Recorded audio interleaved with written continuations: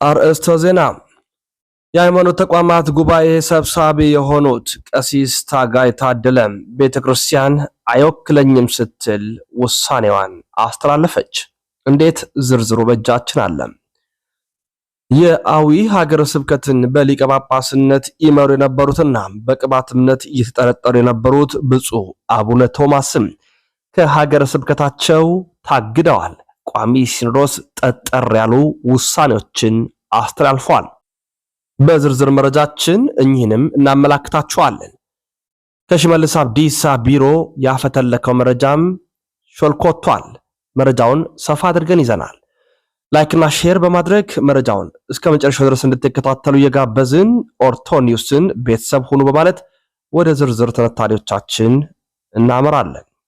በቅድሚያ የቋሚ ሲኖዶስ ውሳኔዎችን በማሰማት ስንጀምር በቅድሚያ ቀሲስ ታጋይ ታደለን እናገኛለን።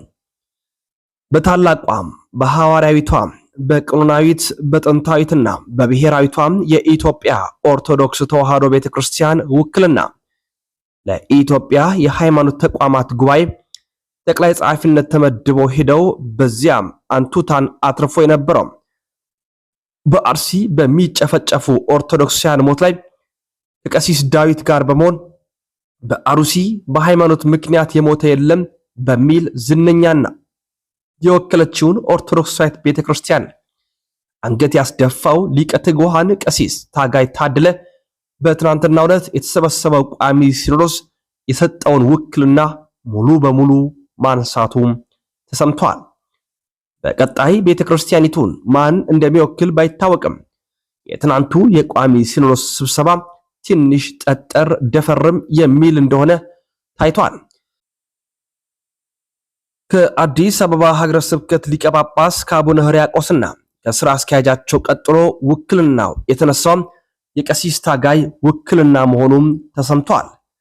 በተደጋጋሚነት ቀሲስ ታጋይ የአርሲው ጥቃት ሃይማኖት ተኮር አይደለም በማለት እንዲሁም ብዙ ጊዜ የኢትዮጵያ ኦርቶዶክስ ተዋሕዶ ቤተክርስቲያን ሕማም ሲሰማት መከራ ሲመጣባት ወጥቶ ከመናገር ጉዳዩን በማዳፈን የሚታወቁ ሆኖ ሳለ ቤተክርስቲያን ብትወክላቸውም ካህን አድርጋ ብሾማቸውም ክህነታቸውን እንደ ካህን ሳይሆን የነበራቸውን ቦታ መንግስታዊ ሽፋን በማድረግ የኢትዮጵያ ኦርቶዶክስ ተዋሕዶ ቤተክርስቲያን በሚገባ ቦታ ከማገልገል ይልቅ የማይገባውን ነገር በማድረግ ይበልጡኑ የደረሰባትን ነገሮች ሙሉ በመሸፋፈን በተሰጠው ስልጣን መሰረት ቤተክርስቲያኒቷን ሳይሆን መንግስትን በመወከል በተደጋጋሚነት ያልተገቡ ነገሮችን በማድረግ በርካታ ህዝበ ክርስቲያንን ያስለቀሰ ያሳዘነ እንደነበር ይታወሳል።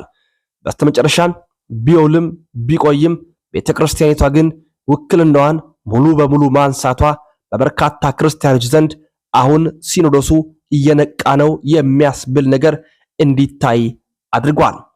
ሌላው በቋሚ ሲኖዶስ ከተነሱትና ጠጠር ያሉ ጉዳዮች ከሚነሳባቸው ጳጳስ መካከል ብፁዕ አቡነ ቶማስ ይገኛሉ።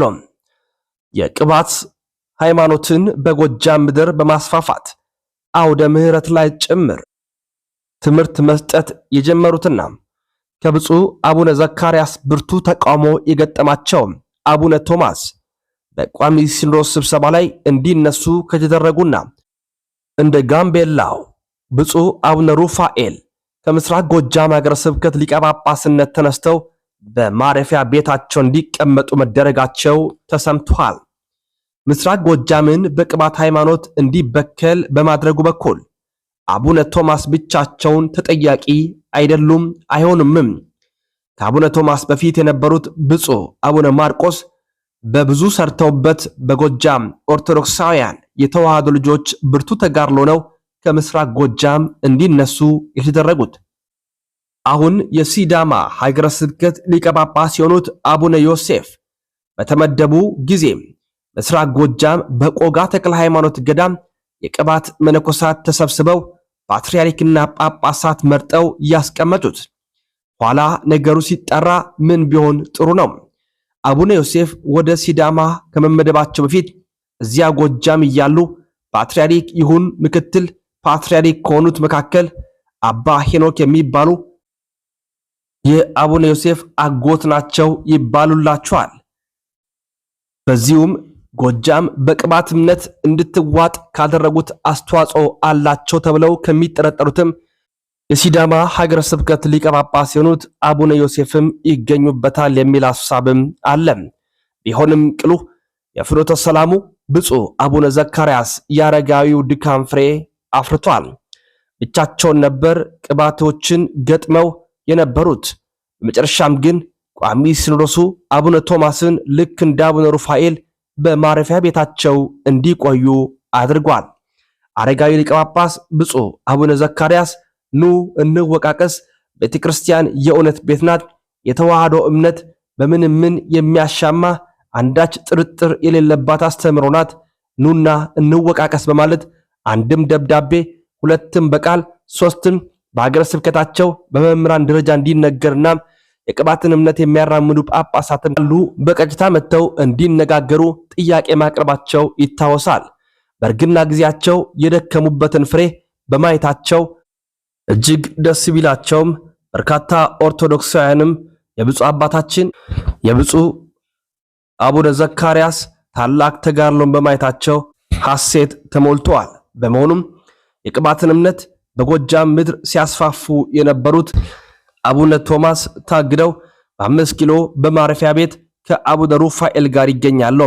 ቀሪዎቹም ምናልባትም ካልተመለሱ ይህ ዕጣ እንደሚገጥማቸው ይጠበቃል። በዚህ ጉዳይ ላይ ሌሎች ማብራሪያዎችን ጨምረን በሰበር መረጃ የምንመለስ ይሆናል። በመጨረሻም ከሽመልስ አብዲሳ ቢሮ የወጣው ትዕዛዝ ምን ይመስል ነበር? የምክክር ኮሚሽን ከሽመልስ አብዲሳ ቢሮ ቀጭን ትዕዛዝ ተላልፎበታል። በምክክር ኮሚሽን አዘጋጅነት በፌዴራል ከተሞች አዲስ አበባና ድሬዳዋ አወቃቀር ዙሪያ ሲካሄድ በነበረው የምክክር ሂደት ላይ ከኦሮሚያ ክልል ተወካዮችና አመራሮች የተደረገውን አዲስ አጀንዳ የማስገደድ ጫና በመቃወም ከኦሮሞ ብሔር ተወካዮች ውጭ ያሉ የሁሉም ክልሎችና ብሔር ብሔረሰብ ተወካዮች መድረኩን ረግጠው መውጣታቸው ይታወቃል። ባለፉት 4 ሳምንታት በአዲስ አበባ ከተማ ሀገራዊ ወሰንና አወቃቀር ላይ 4 ዋና አማራጮች ቀርበው ውይይት ሲደረግበት የቆየ ቢሆንም በውይይቱ ማጠቃለያ ላይ አዲስ አበባ የኦሮሚያ ዋና ከተማና የፌዴራል መንግስቱ መቀመጫ ትሁን የሚል ላለፉት 30 ቀናት ያልተወያዩበትን አዲስ አጀንዳ በኃይል እንዲካተት ተደርጓል። በዚህ ጉዳይ ላይ ለምን እንዲፈርሙ ትዕዛዝ ወረደ? ለመፈራረም የቀረበው ሰነድ በኦሮሚያ ክልል ፕሬዝዳንት ሽመልስ አብዲሳ ጽሕፈት ቤት ተዘጋጅቶ የወጣ እንደሆነም ምንጮቻችን ገልጸዋል። የሽመልስ አብዲሳ ጽሕፈት ቤት ተልእኮ ይዘው የወጡ አካላት በኮሚሽኑ የበላይ የአጀንዳ አስተባባሪ አቶ ተመስገን አብዲሳ በኩል ከተመደቡበት አጀንዳ ተቀይረው በተለየ ሁኔታ የአዲስ አበባና የድሬዳዋን ጉዳይ ላይ ለማዋከብ ተልእኮ ይዘው እንደገቡ ታውቋል።